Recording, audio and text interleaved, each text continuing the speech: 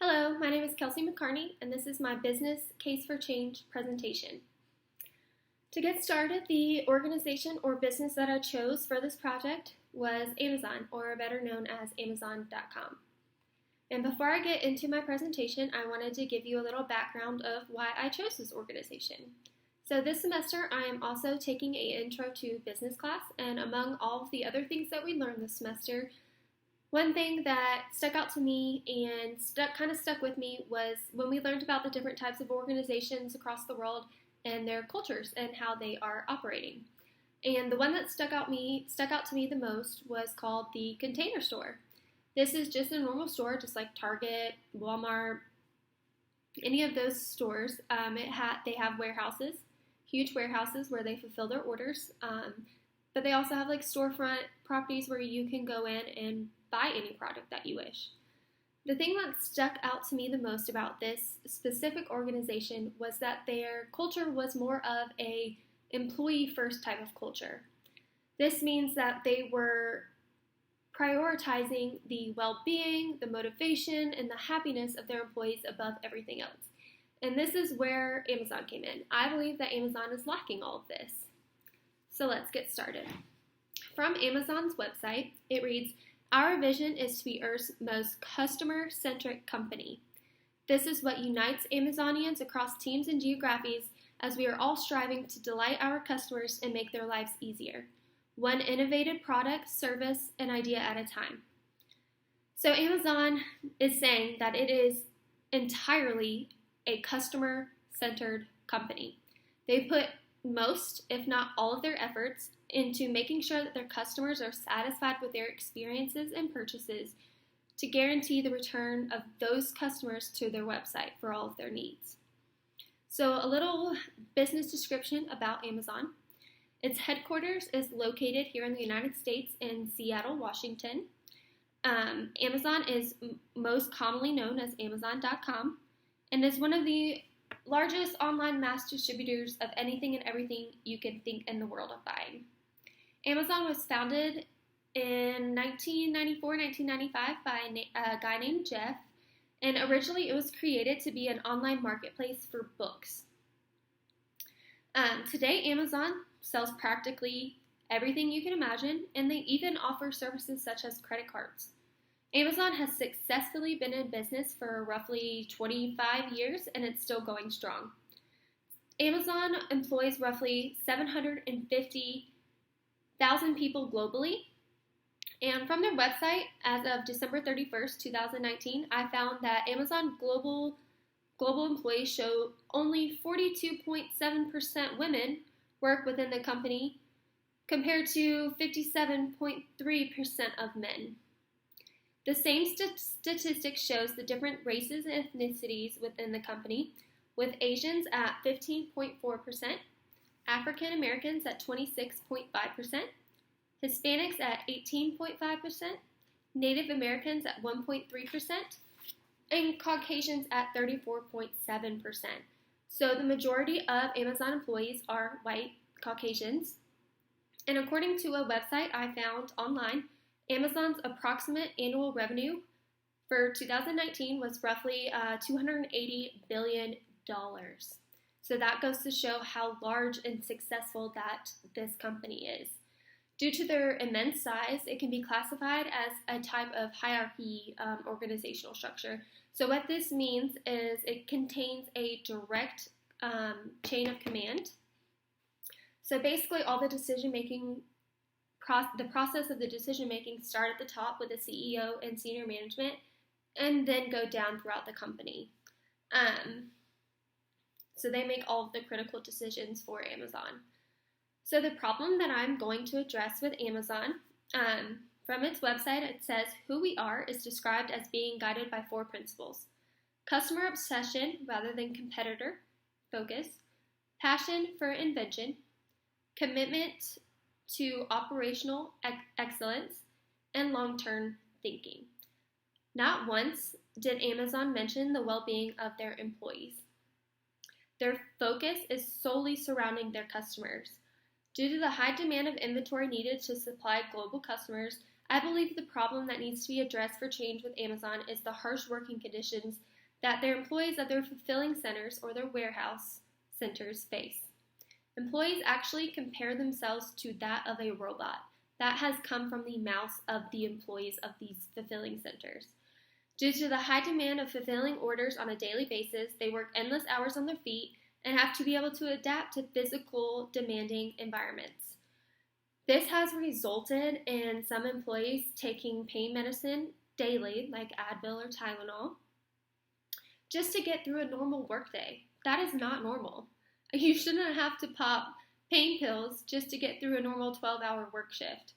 A New York Post article that I also found online quoted many of their workers, but one that stuck out to me the most was it said, it became so normalized to be treated like garbage at work, they had to clamp down on their self-respect and dignity. The employees are so used to being mistreated that they are becoming adapted to the harsh working environments and not seeing or understanding why it is not okay. The culture, job satisfaction, and team dynamic of Amazon all need to be addressed for change to ensure that employees and the organization are both working in a way that positively affects the organization. So what I recommend that Amazon does is, in order to change their culture of their organization that they currently have, which is more of a performance-driven and customer-centered organization, I would address how maybe they should change their culture to an employee-first type of culture. I believe that it will allow them to be more productive, and by changing the culture, Amazon can design a motivating work environment for their employees will result in higher productivity all around for the company. If you have happy employees, they're going to be ecstatic to help you fulfill all of the orders. If you have employees who are dreading going to work every day or having to alter their brain and body just to get through a normal work week, they're not going to be very productive.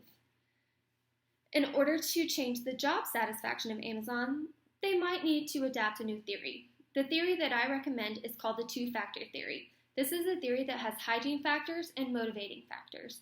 This will allow for Amazon to motivate their employees, which will result in advancement and growth for the organization. Motivation is the force that leads to positive performance outcomes, leading to a goal-directed behavior. Like I said, if employees are motivated to go to work every day, they're going to get the job done efficiently and effectively. By changing the team dynamic of Amazon, they can maximize their effectiveness at work. Half of the decision-making processes made by senior management ultimately fail. For that reason, by increasing effectiveness in decision-making, it will result in maximizing effectiveness at work. Amazon can do this by implementing a technique called Delphi. This will allow for employees of Amazon to have a say in their ideas in the decision-making process without actually having to be in the same room.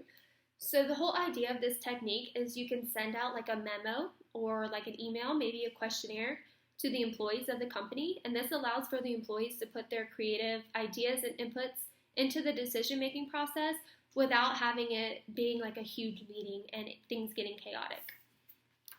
This will result in employees actually feeling like they're valued at Amazon, and I know if I feel like I'm valued at a company, I'm going to put my all into it, and I'm going to make sure the work gets done correctly, and that's going to result in higher productivity for Amazon.